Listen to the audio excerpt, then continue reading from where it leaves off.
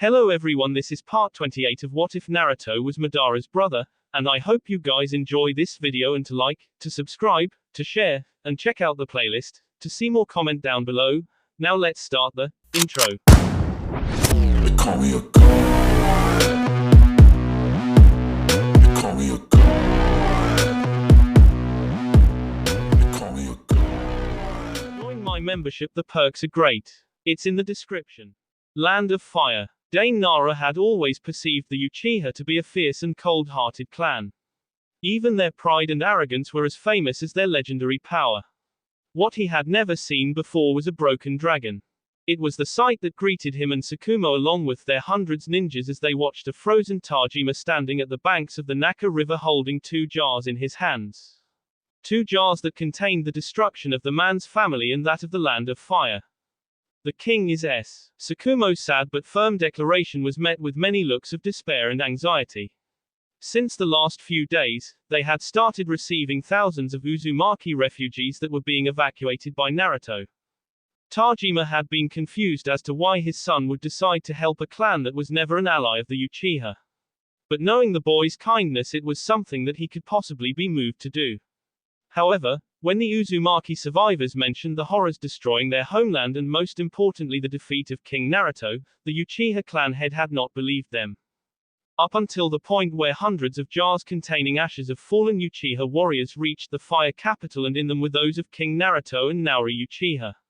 The fact that they were sent by none other than Shisui Uchiha along with the somber letter left little doubt as to the fact that the Uzumaki were telling the truth. The Otsutsuki were back with an army of S intent on destroying the world of men. And they had K, the Dragon King.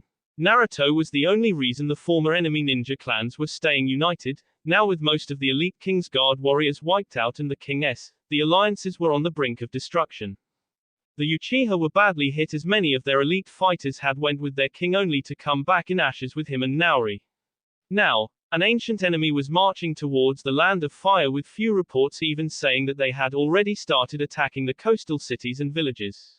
With no news of Madara or even the Queen, Tajima was the last capable and official leader left behind by the deceased king to defend their homeland. The said man was not loved by many because of his ruthlessness, but he was feared too. Dane and Tsukumo stepped towards the veteran Uchiha knowing they had to keep this peace standing until at least Madara or the Queen arrived with their armies. It could also spark another war since the Uchihas would now want Madara to rule since his brother was S. The Senjus however were not entirely comfortable with Madara and would likely push for Tsunade to rule since she was the deceased king's widow. It could very well start another bitter civil war. Lord Tajima, said Tsukumo gently, and saw the man still staring at the two jars of ashes with a broken gaze. The Naka River has always been the final burial site for my ancestors. My fathers and his fathers before him, my 3 sons and my siblings. They all lie here, whispered Tajima, his voice heavy with regret and sadness. Now it shall be the grave of my last sister and my 4th son. Tsukumo placed a hand on the man's shoulder knowing very well how Tajima felt since Tsukumo's eldest son had a few weeks ago protecting his Hokage. It had consumed Tsukumo with grief, even if they were shinobi and he had 2 more children still alive, that pain had threatened to consume him. Tajima might have committed many heinous acts in his life, but so had the other clan heads. It was the nature of shinobi, but Tsukumo could only imagine the pain of the Uchiha, for he had now lost his 4th son. A child he had a stormy relationship with, but one who had also made Tajima most proud. If it was not enough, Tajima's last surviving sibling whom he had loved more than anyone else had also perished. The gods have seen fit to punish me with these dark days. That I should live to see the fall of my house, my family, said Tajima sadly. The deaths were not your fault, Lord Tajima, consoled Dane. Tears fell from the old Uchiha's eyes as he saw the jar containing the ashes of his son. His youngest child had been the most loyal and best member of their clan, raising it to powers even Tajima never dreamed of. Izuna and Naruto were the last remnants of his wife, and now they were both gone. No father should have to bury his sons. Tsukumo had to grab the broken man as tears slipped from his eyes.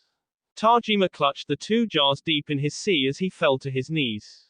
Heavy sobs wrecked his body as memories of Naruto and Naori passed through his heart. Dane and the ninjas could only watch the Uchiha head wallow in grief and misery as he poured the ashes into the river with Tsukumo's help. Even the most bitter enemies of the Uchiha remained silent, having also lost loved ones to this war. They all knew that the enemy was now marching towards them with a very large force. Possibly more than 150,000 strong if Shisui's report was correct. In comparison to that, they barely had 10,000 men, and those two were not the best fighters of each clan. Tajima remained standing on the bank watching the last ashes of his family being carried away. His hands were clenched shut and so were his eyes. He could feel the anxiety and fear burning within the men, with no one knowing for certain what course of action they were supposed to take. Dane blinked when Tajima swiftly turned around. Grief and pain still coursed through his dark eyes, but there was also a fierce hate along with grim determination present in them. Our king is gone, but we are not.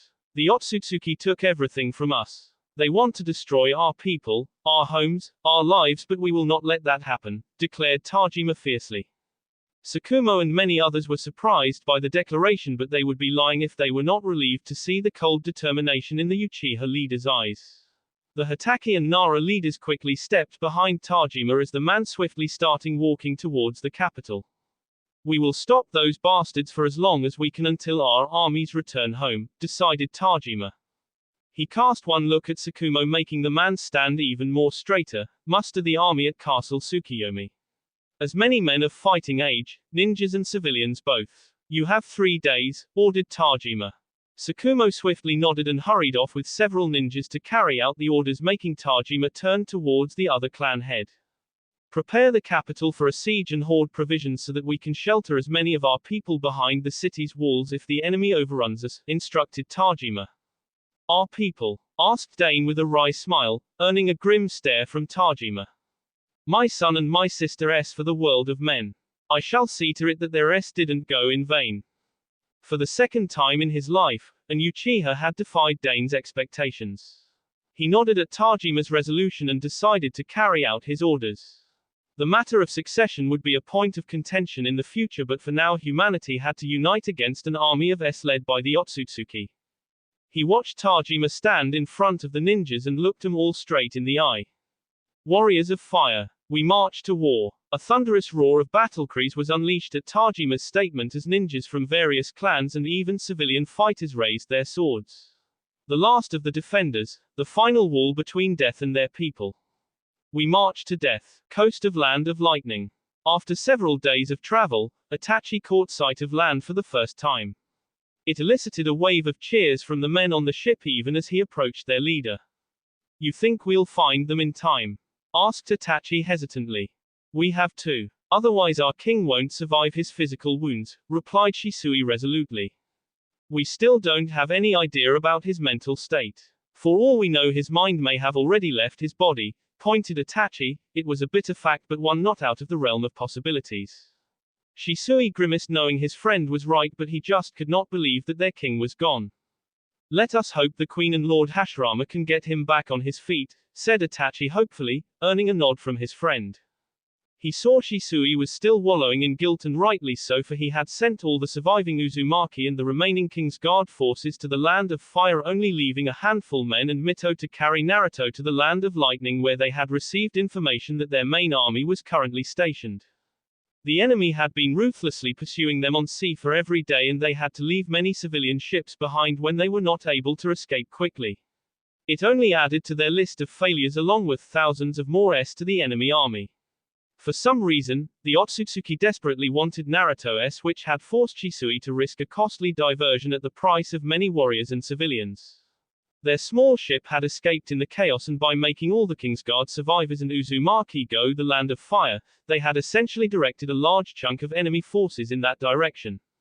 To make things more safer, Shisui and Itachi deliberately spread rumors of Naruto's passing among the Uzumaki survivors so that in the case if the enemy had spies in the mainlands, then they would focus on the Land of Fire and other areas first, leaving them alone. It was a heartless move, but one necessary for the survival of their king. Both boys could only imagine the grief it would have caused Lord Tajima knowing that his sister and son both S. Not to mention hundreds of Uchiha. However, the duty was now first towards their king and then to their clan. Shisui had no doubt the enemy had spies in the mainlands that were providing them critical information, and if that was the case then he was definitely expecting the possibility of another attack. Lord Hashirama and Tsunade had the main army of the Land of Fire under their command. If they managed to defeat the samurai nation, then it was now possibly the largest force of fighters left in the world. The enemy would surely try to wipe them out while also focusing on destroying the Land of Fire. Not only destroying the most powerful nation in the world send a message, but it would also bolster the ranks of the army of S tremendously and nearly destroy the morale of the ninja forces if their home was destroyed. Shisui did not know what the future held for them, but unless Madara came back from the Land of Wind with his forces, assuming he had any left or was not defeated or ambushed, then Lord Tajima was the last line of defense for their people. Land of Wind. Tobirama deflected a sword strike aimed at his en and used the momentary opening to drive his lightning sword clean through the man's heart. As his enemy coughed and fell, he was assaulted by the overwhelming battle cry resonated across the battlefield. The first Hokage. The first Hokage. The first Hokage. Madara charged through several ranks of enemy forces with his sword, making quick work of any warrior that got in his way. The poor bastards never had a chance thanks to this Sharingan predicting their every move. He grabbed a nearby warrior and explosives on his body before throwing him in a group of his own comrades, watching them be shred to pieces. From the skies, he saw Rei unleash a powerful barrage of explosives, destroying scores of enemy. If that was not enough, the remaining Namikas were firing volley after volley of precise kunai and shuriken strikes, thinning out enemy forces at an alarming pace. On the other side of the battlefield, Sasuke Sarutobi was wreaking havoc with his gigantic monkey summon. While on the left flank, Tobirama demolished his enemies brutally. Madara grinned when he saw another large wave of enemies charging towards him. Judging from their attire, these were ninjas from the Land of Earth. He defiantly charged towards them and was not surprised when Danzo, Kakashi and Mikoto joined him along with several more Uchiha. The heat of the desert didn't bother them, nor did the treacherous sand. The enemy might have been able to mount up a powerful defense had his forces not descended down on them so suddenly that half their forces were butchered before they could even yell out the first scream. The Earth ninjas gave out a battle cry expecting a brutal close-quarter combat and were terribly alarmed when the men led by the Hokage quickly performed a set of hand seals. Fire style, fire tornado. One of the disadvantages of fighting in the desert was the fact that the Earth ninjas had no mud or stone to use for their ninjutsu. That was not the case for the sand ninjas who were used to fighting in this environment, but they were too few to begin with, leaving the Earth ninjas to do the heavy fighting. Madara watched in satisfaction as the Earth ninjas panicked on seeing the massive wave of fire being unleashed at them at such close quarters. Half of them tried to run, few tried to unleash water jutsu, but there was hardly any source of water nearby and none of them were powerful enough like Tobirama, who could gather water from the air itself. It was no wonder when all 200 of them were incinerated and in agony. He glanced at Tobirama as the Senju came near him. Watching the remnants of the once 30,000-strong enemy army being reduced to half their number and surrendering quickly was a satisfying sight. Not that those sand and earth buggers had any chance with most of their leaders by Madara and Tobirama. A small smile came upon Tobirama's lips as his thoughts went back to the conversation shared between him and Madara. Flashback. Tobirama and Madara stood alone in the Hokage's tent observing the map of the Land of Wind. The Senju could not help but steal occasional glances at the older Uchiha. After their encounter against the Kaguya and suffering heavy casualties, he had expected their army to fall apart. He was proved wrong when a grim-faced Madara woke up the next day and took charge again. Contrary to his expectations, Madara personally made sure the from all clans received proper burials as per their clan's traditions. Madara had consoled those who had lost friends and loved ones, visited the injured and thanked them for their bravery, and in doing so he had not shown discrimination between anyone.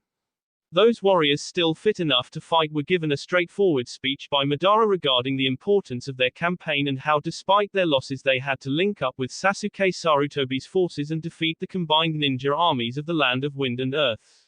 It was the first time Tobirama had seen Madara actually rise to the task of a leader.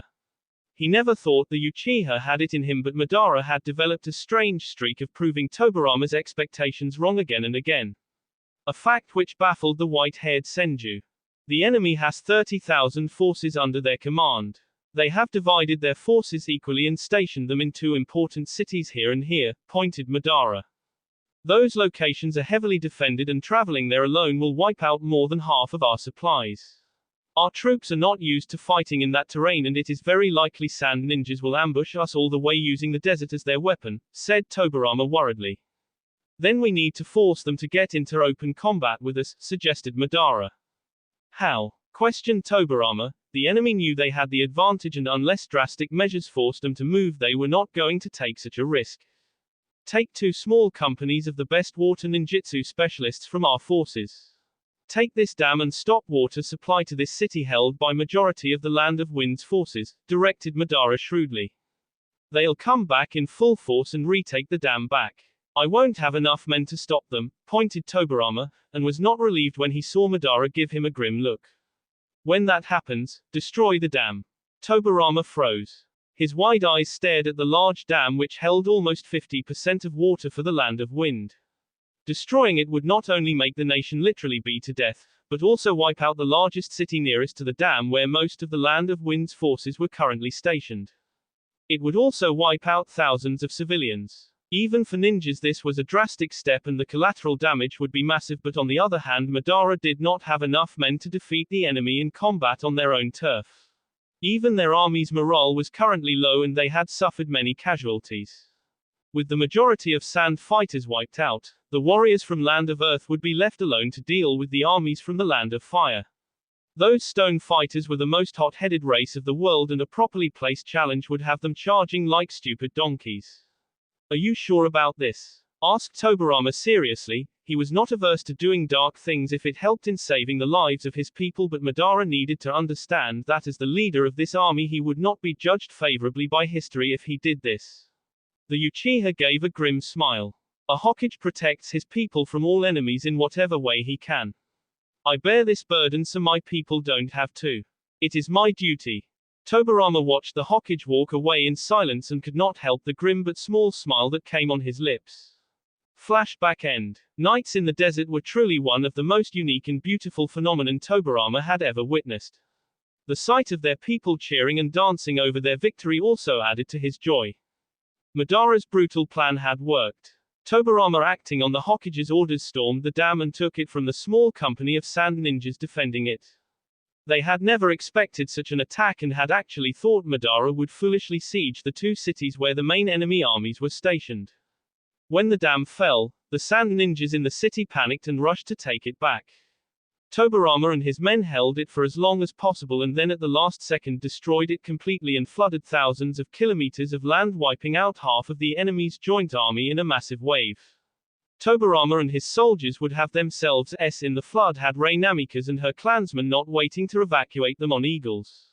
The Namikaze female had made a terrific recovery from her grave wounds thanks to Tobirama's help, and she had been most eager to return the Senju's favor by saving his life.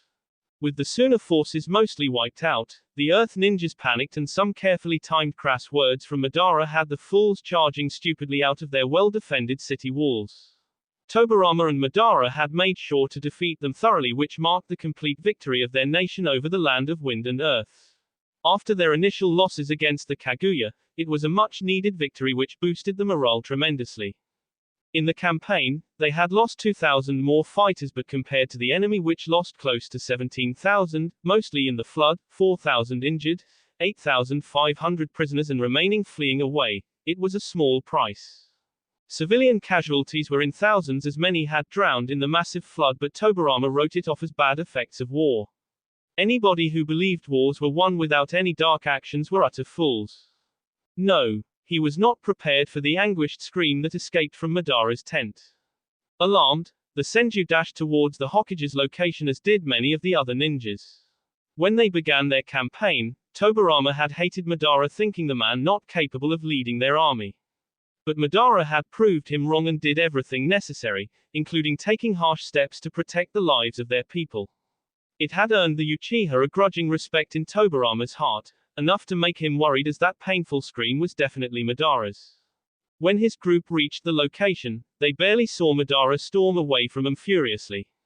Darkness and hatred were resonating from the man in waves, making many ninjas scramble for cover. But what shocked Tobirama were the tears falling from Madara's eyes as he dashed away towards the outskirts of their camp.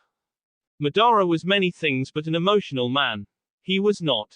The fact that such a hardened warrior was reduced to tears after such a splendid victory he had achieved made Tobirama gulp. He gestured the others to wait outside as he entered the tent and saw an unconscious messenger lying on the ground. The man must have instantly passed out under Madara's explosion of anger. The Uchiha could be really scary when he was angered, and his K intent was not something even Tobirama could dismiss. He narrowed his eyes as he saw an abandoned letter lying idly in the middle of the tent not far from the messenger's unconscious form. Hesitantly, he stepped forward and picked it up only to have his world shattered. The king is S. Tobirama could barely believe what he just read, which forced him to quickly read the rest of the letter, which detailed the king's campaign to rescue a zoo which was being attacked by Otsutsuki. There were mentions of the army of S, the cursed statue, and a list of important leaders who had S there alongside their leader. One of them took away Tobirama's breath. Tears came in his eyes as he gingerly touched the name so dear to him written on a piece of parchment. Atama Senju. His cheeks were stained with his tears as the cursed letter crumbled to dust in his hand.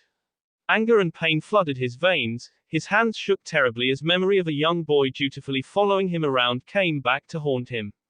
For years, he had encouraged the boy that he had the capability to become a good leader. In the end, Atama proved him right, but at the cost of his life.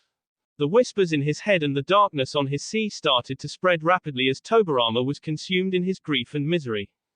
He sat in the empty white plains bound within the unbreakable cage. The aura of cold, death and doom infested the air. The visage of his lonely presence sitting in a chair, the only thing of notice in this empty existence. Time and reality had lost meaning, making him clueless, but he didn't care. All he could think, all he could feel, all he could see was hate. It burned through every inch of his broken form, sucking away every last ounce of emotion. Yet it also made him stronger, it fueled his anger and desire for retaliation. He remembered feeling like this a long time ago, and even then this feeling had been small compared to what he felt right now. He had tried to get out of the cage only to fail again and again. The cage was strong and not possible to break no matter how hard he tried. But it would not stop him. It might take years, generations, or eternity itself, but he would get out one day and then he would burn them all. The field of white twisted into shades of red, and in the high sky he saw a dark moon staring down at him. It's powerful, isn't it? He blinked on seeing another presence appear in this pointless existence for the first time. The man was older than him, but what disturbed him was the fact that he looked exactly like an older version of him, with a few minor details being different. What do you feel after what you just went through? Asked the man. Did you put me in here? Demanded the prisoner, his dark red eyes narrowing dangerously, but it only earned a smirk from his visitor. Yes, to save your life once again, just as I did years ago. His eyes widened on hearing the man make that claim. For years, he had wondered as to why he was almost immune to fire, and now he had his answer. You are like me in many ways, and in others you aren't, commented the man nostalgically. I know you now, replied the prisoner, receiving a grim nod from the older man. That you do now, my son, said the older man, but was surprised when he received a cold look at his last statement. You are not my father, spat the prisoner bitterly. The older man laughed. Hate clouds your mind and emotions, just like it did to me once, it still does. But you, your father, and his fathers before him all came through me. Your people remember me just as your descendants will remember you long after you have passed from this world, said the man sagely. Indra, Naruto. Both Uchihas stared at each other, trying to discern all they could about the other. For Indra, the boy was an anomaly. He had accomplished all Indra had ever desired and expected from his descendants, yet he had also refused to make Ashura's descendants stoop to their rightful place and instead gave them power as his equals. Am I S? Asked Naruto seriously. Do you want to be? Countered Indra, considering the boy's past he would not be surprised if he wanted that after what happened. In some ways, Naruto was too fragile like Ashura had been. No. Why? Questioned Indra, now intrigued by the level of anger he saw in the boy's eyes. They took something from me. Someone who meant the world to me, and they am her. They butchered my people, I will see to it that they all are screaming in agony. I'll bring fire and be to their lands, to their people and destroy everything they ever held dear, promised Naruto vengefully.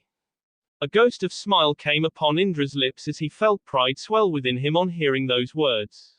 He had expected the boy to fall apart and not be capable of bearing the loss of a loved one, but Naruto was like him in many ways. Instead of drowning in grief, he was being consumed in hate and the desire to burn alive those who had hurt him. The boy had almost restricted himself to foolish morals his entire life, but now the cracks were wide open for Indra to see. There would be many among your people who will use your recent defeats to overthrow you, warned Indra, aware of the treacherous nature of shinobi.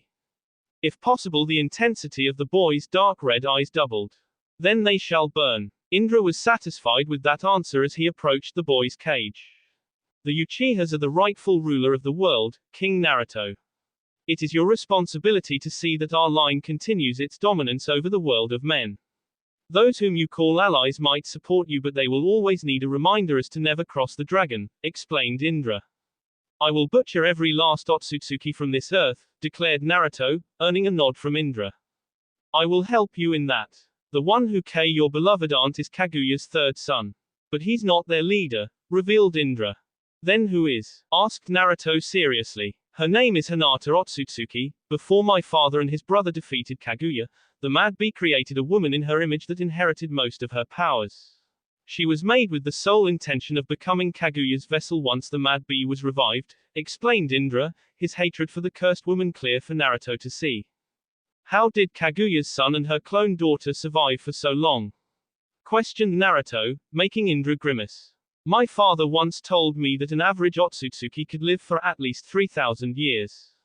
The stronger ones even longer. Originally they never even originated on Earth but somewhere else in this vast universe.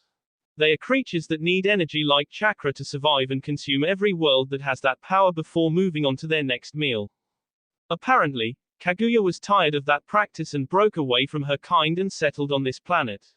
In the beginning, she had good intentions and a desire to protect humanity and this planet from getting destroyed by her people. But she was a frightened woman who always dreaded that one day her kind would come and destroy everything she held dear. It drove her to gather more and more power until she finally became insane and thought herself to be a god. Stupid bee, explained Indra bitterly. She was your grandmother and you were not exactly the paragon of sanity, rebuked Naruto playfully, taking great comfort when Indra glared at him. I'd watch your tone, boy. I saved your life by trapping your soul in your body, otherwise you'd be Dragon Chew by now, warned Indra, projecting a great portion of his power to make the boy cower. He was mildly surprised when Naruto gave him a cold look. Death does not scare me, Indra. All men must die someday, but your self-interests lie in my survival, so your threat is useless, countered Naruto coolly. He was waiting for Indra to be outraged and was surprised when the Uchiha founder gave him a cold but proud smile. I made the right choice when I chose you to be my successor in this era. You are not just a dumb powerhouse like your brother, or a cunning but less powerful man like your father. You have both those traits and it is why I will not let you if I can help it, said Indra honestly. I'll say this once, so listen carefully. Don't ever insult my family. They may not be what you want them to be, but they are my bee. Cross them and you cross me, warned Naruto icily. Unknown to the king, a wave of sadness and nostalgia washed over the Uchiha founder as he remembered a young boy just like the one standing before him now. That boy too had loved his brother and father dearly once, only to have them betray him. Then I hope your family does not end the way mine did, whispered Indra. Naruto's anger lessened as he realized what Indra must be feeling. It raised a question in his mind. Why did you try to revive the 10 tails? Indra clenched his fists as a wave of anger washed over him. With my powers I tried to defeat my brother and father, but they were too strong with the help of their supporters. They destroyed my allies until I barely had any left. Defeat was staring at me, and in that dark time a foul creature full of malice and hatred whispered in my ear. Zetsu was his name, another foul creation of Kaguya before her defeat. The bastard convinced me that reviving the 10 tails would give me enough power to defeat my family and take what was mine. Truthfully, the idea was not bad. Dangerous, yes, because it was no easy task to control that beast, but with my Mangekyo Sharingan I could do it. I captured the tailed beasts one after another except for the Kyuubi, who always evaded my grasp, but still I managed to capture a large portion of his chakra, which was enough to at least revive the 10 tails at half power. Indra paused, and if possible his fists clenched even more tightly, and there was unmistakable sadness visible in his eyes.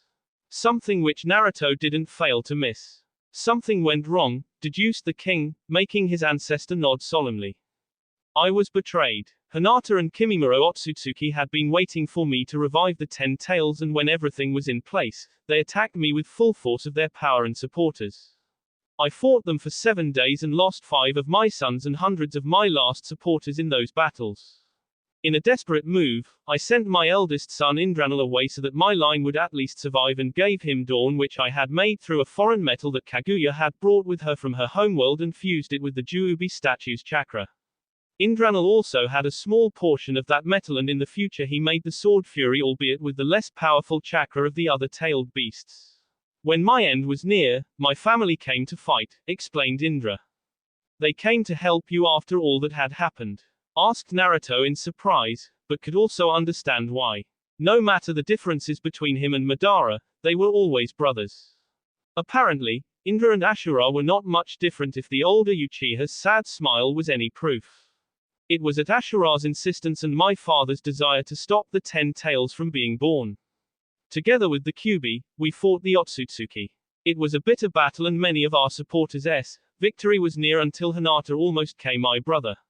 I gave my life to save his own, whispered Indra, earning a surprised look from his descendant. Indra, I was better than my brother at everything, yet people always loved him more. Neither of us cared about that. We both had seen in our lives that humans understood authority very well. Allow them too much freedom and they would show their hidden animal, and the only way to keep it in check was establishing order with an iron fist. The burden of leadership is not easy to bear, and always isolated the ones tasked to carry it. Ashura understood it once and promised to support me when my time came to replace our father.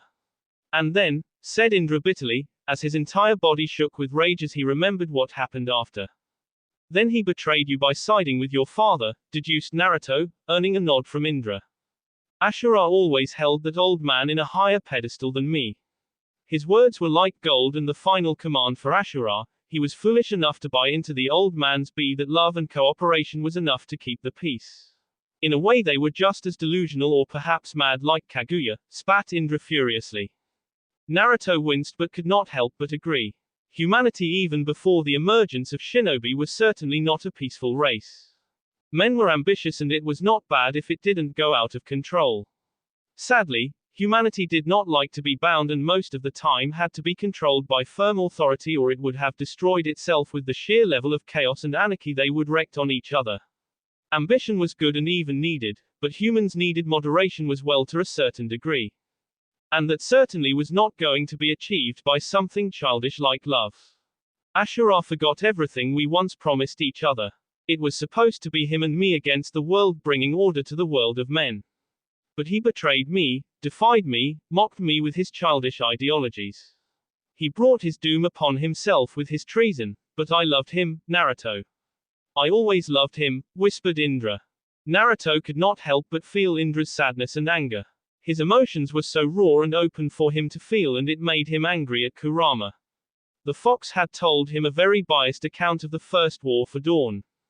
Kurama never failed to mention Indra's mistakes, but never mentioned the fact that Indra, for all his hate, gave his life for his brother. It did not lessen his crimes, but it surely did not make him the monster Kurama said he was. Indra was a powerful man with his shortcomings, and in some ways he had been right. His methods to attain leadership might have been misguided or even wrong, but Naruto could not help but wonder how the world would have been had Indra succeeded. My father also stopping the Otsutsuki. He was very old by then, and that allowed those bastards to slip away, but before he again created a rift that continued the war that ended when you became king. Before I had seen in Ashura's eyes the desire to end this feud between us.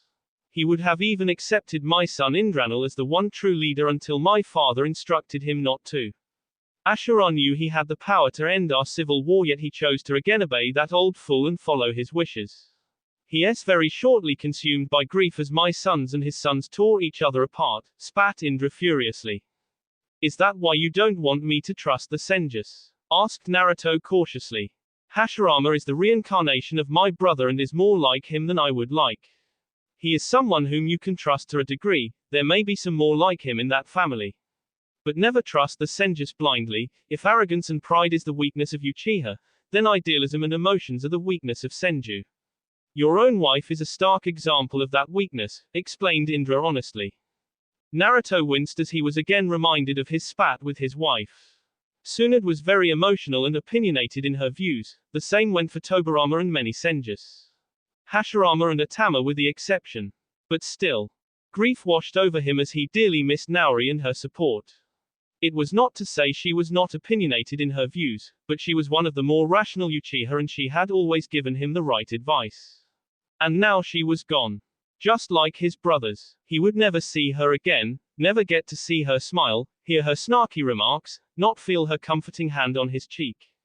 Fear coursed through his heart as he wondered about the fate of his friends. The fate of his dear brother whom he had left alone with a vicious man like Tobirama.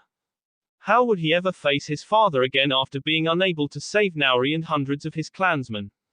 Despair and sadness overwhelmed him again to the point that even his hate felt small in comparison to the grief that threatened to consume him entirely. He had failed his people. He looked up when the cage vanished and he saw Indra come forward to lay a hand on his shoulder. Your eyes will never be the same. Naruto looked at his reflection in the water that Indra conjured beneath their feet. His Sharingan now sported a twisted shuriken instead of the regular 3 tomo. Considering what he had read vaguely from the Uchiha tablet before destroying it, this was the ultimate form of the Sharingan. Perhaps, he was even the first to awaken this dark power after Indra. You have proved yourself to be a better leader than me and my brother. I would want you to keep the Senjus in check but will trust your judgment in the end. I will tell you all there is to know about the Otsutsuki you face and teach you all I have ever known including the power of your new eyes, offered Indra sincerely. Foes and treacherous allies surround me, said Naruto bitterly. The crown lies heavy upon your head but is a burden that you must bear if you desire to rule. You have suffered defeats, you have lost loved ones and comrades, but don't fall apart now. Rise a true dragon and make your enemies burn in the flames of Amaterasu, said Indra fiercely, dark eyes ablaze with the same hatred that burned in Naruto's heart. He surprised the boy by engulfing him in a firm hug and felt the fiery hate burning brightly in his descendant's heart. Naruto's entire body was engulfed in a power so enormous and dark that it was even hard to comprehend its true magnitude. It washed over him, soaking all his hate and grief only to embolden his resolve and strength with Indra's words resonating across his heart. The Uchiha remember, my son. The Uchiha remember. That will be all for this video. Be sure to like, subscribe, share, and comment down below for more videos. Goodbye.